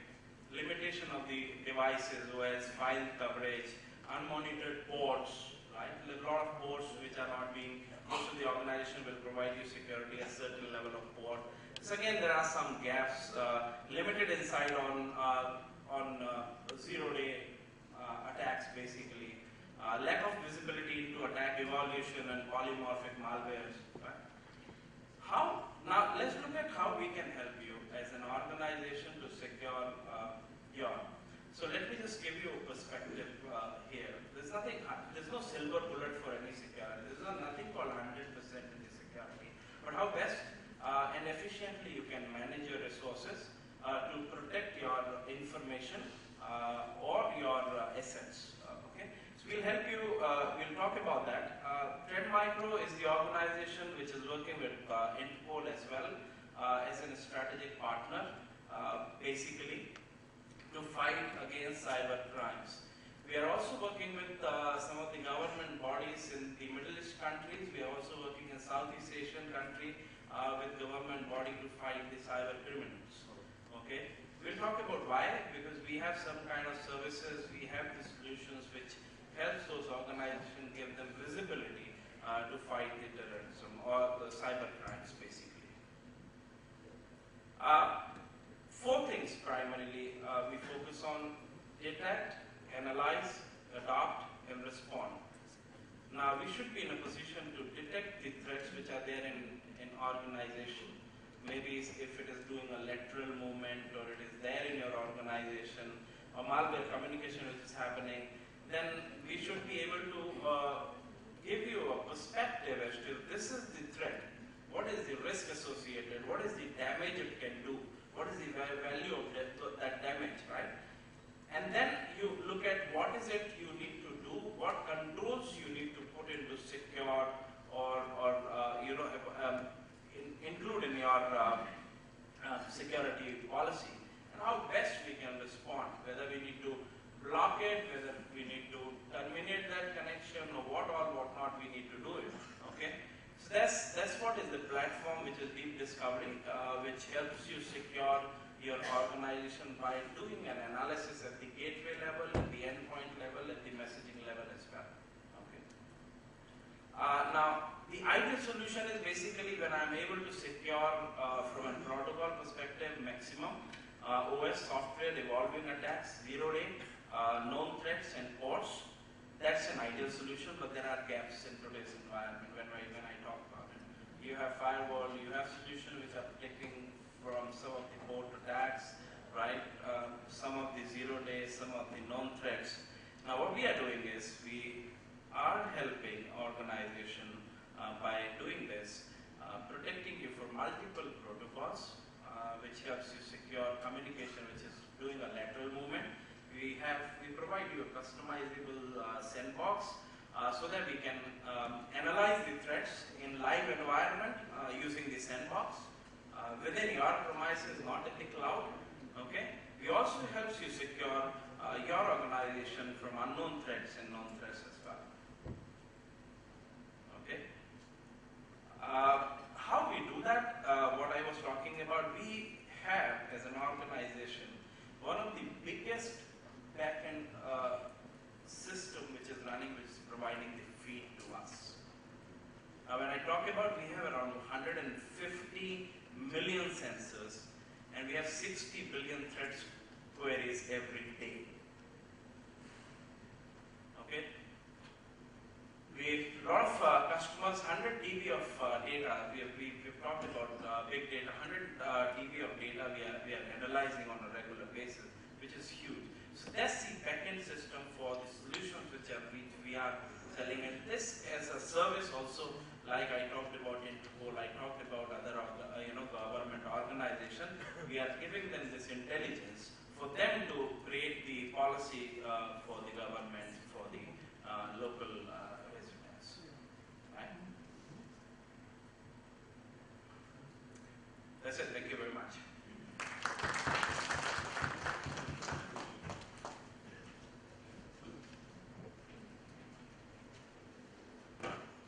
Thank you, Sri Shayshi Bhalla, for giving us the perspective both from the point of view of cybercrime and also what Trend Micro has to offer to all of us.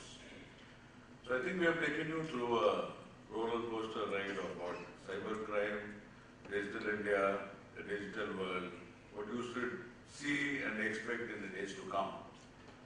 And from my side, I think we have closed today's discussion. If there are any questions which still remain unanswered, so we are here to take a couple of questions before we break for lunch.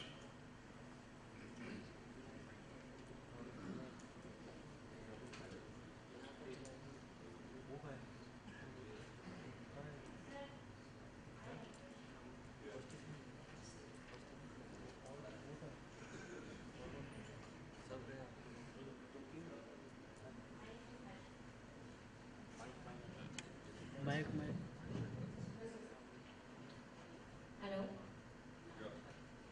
So my question is, how do Indian police in various states deal with cybercrime, and are they really trained to deal with cybercrime? Especially those manning the police stations. The regular police stations, I don't think they are trained in a manner where can deal with very specialized cyber crimes. But generally what happens at the state level, we have a cybercrime police station which has a jurisdiction generally over the state. In Karnataka, we started with the first cybercrime police station in the year 2001. And we are in the process of creating another 6 police stations. We have a NASCOM establishment which helps us both in training and in cyber forensics. So that is the way we are going ahead there. CBI has its own establishment, so is the case in Delhi Police. Though it has not percolated to a level which is desirable, nonetheless we are also not completely limited of resources who can handle these sorts of crimes. Another issue which I would like to bring to light to this august audience is, it is not only cyber crimes where the cyber and digital technology is involved. Nearly every single crime today has a digital technology element, inclusive of normal, even if you talk of rape, murder, dacoity and the like. So somewhere or the other, I think the digital world as a digital technology and the capabilities to get into an audit trail or to understand the connects of digital technology based on the data available, I think that plays a very, very critical role in solving any crime today.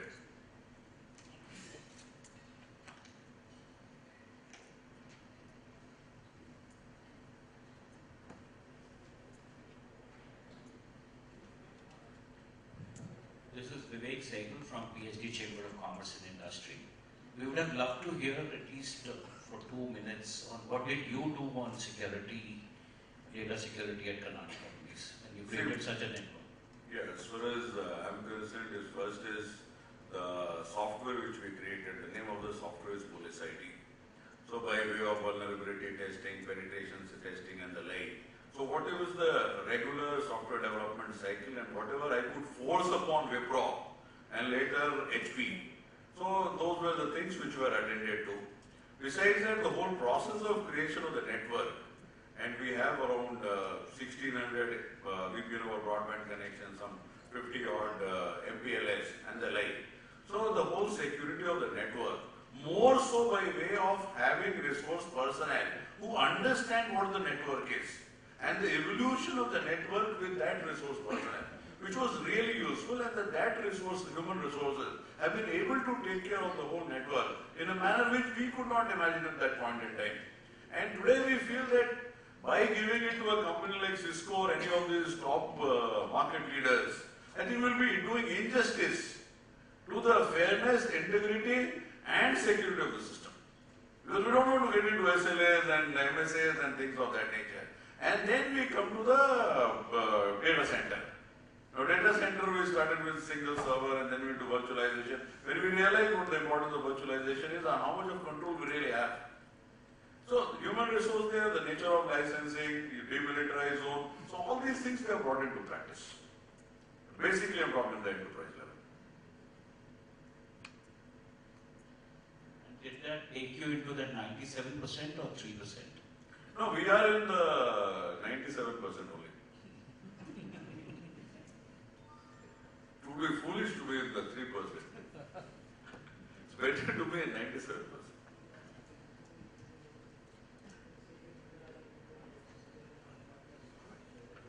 That's one question of the panel. Couple of points actually. Number of years now we've been hearing these same issues about security.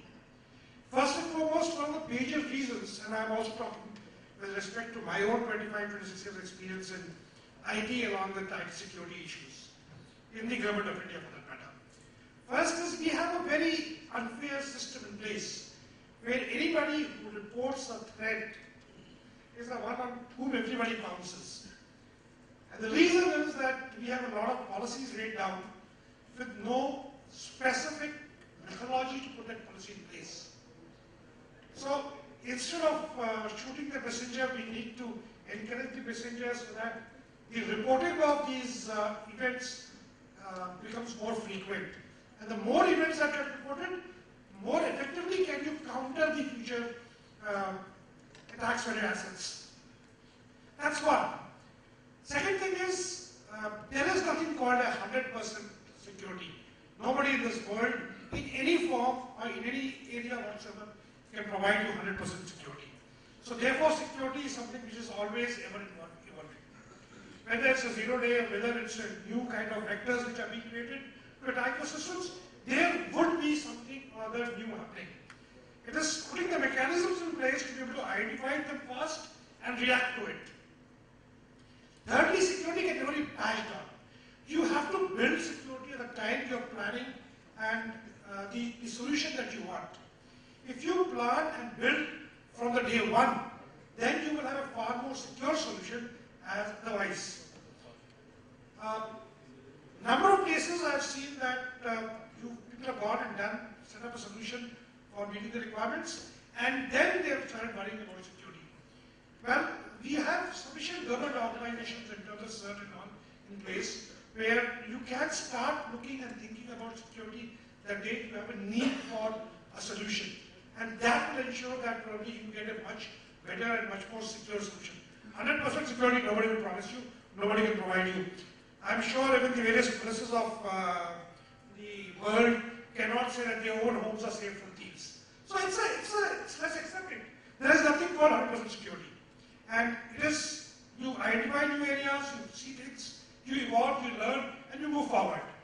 So while you have to be very careful about worrying about security, that's not the end of the world. You can always move ahead.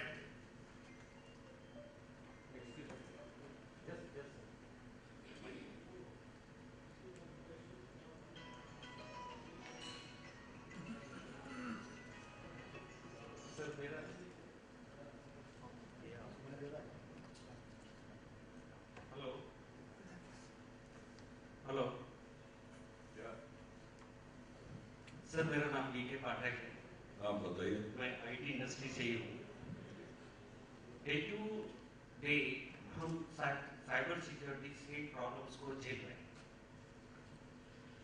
कभी-कभी मेरे दिल में ये ख्याल आता है कि कहीं ये वो तो नहीं, मतलब मैं 4 सॉल्यूशंस लेके चलता हूँ टॉप क्लास के, चाहे वो सिमेटेक हो, चाहे ट्रेंड माइक्रो हो, चाहे मैकेफे हो, चाहे और भी कोई, चारों सॉल्यूशंस मेरे पास हैं, फिर भी वो आ जाता है। और जब मैं टोटल वायरस पे इसको स्कैन करता हूँ, उसकी वल्नरेबिलिटी को, तो ख्याल आता है कि कहीं ये हो तो नहीं। आपका एक्सपीरियंस सर इसमें क्या है? देखिए पूरे में करीब 5% of the viruses is detected by all the people and the companies you are talking about. And if the same thing is extrapolated to the human immune system, I think a human being will die in a couple of hours. So what we are talking of is the reality. What we can do is cut down the level of vulnerability, that is nearly all. And the final judge is the customer and not antivirus companies or IT security companies. You have to decide as to what you require and how will you bridge your gap. The basic blueprint of the house is yours. Architect can help you out, a civil engineer can help you out, a structural engineer can help you out, but you will have to decide how safe and secure your house should be. Sorry sir, मेरा तथ्य ये नहीं है। मेरा तथ्य है कि 57 companies of the top of the world, 57 companies, right? They are working, they are giving the solutions, correct, for cyber security. Right. We are using one of the best companies. But something new is come. It may be a zero vulnerability, or either it's a 1 hour vulnerability. Solutions are there. Right. But once it is reached to my network and it is detected by, not by one of the best, it is detected by rest of the 50. Most of the time not detected by rest of the 50 also. It is detected by end user, it is detected by a third person. Correct, sir. Yeah, most of the times the viruses have not been detected by either the antivirus or your IT security companies. That's the reality of life.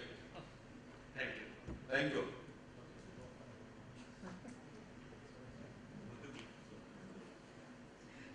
Thank you so much. It was indeed a very engrossing and spellbinding session, sir.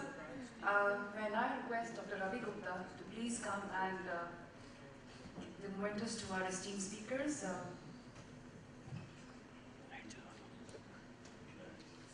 Mr. Sanjay Sahai, Additional Director General, Karnataka Police.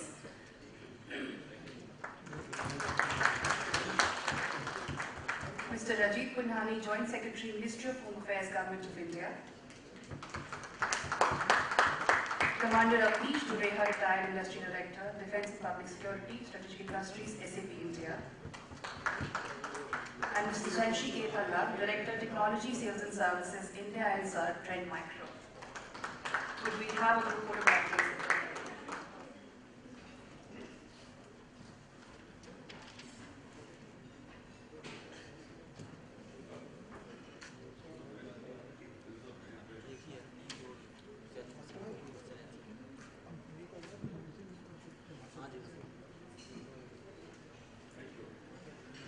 We will now be breaking for lunch by Mr. Dilip Shenoy. Thank you so much, ladies and gentlemen.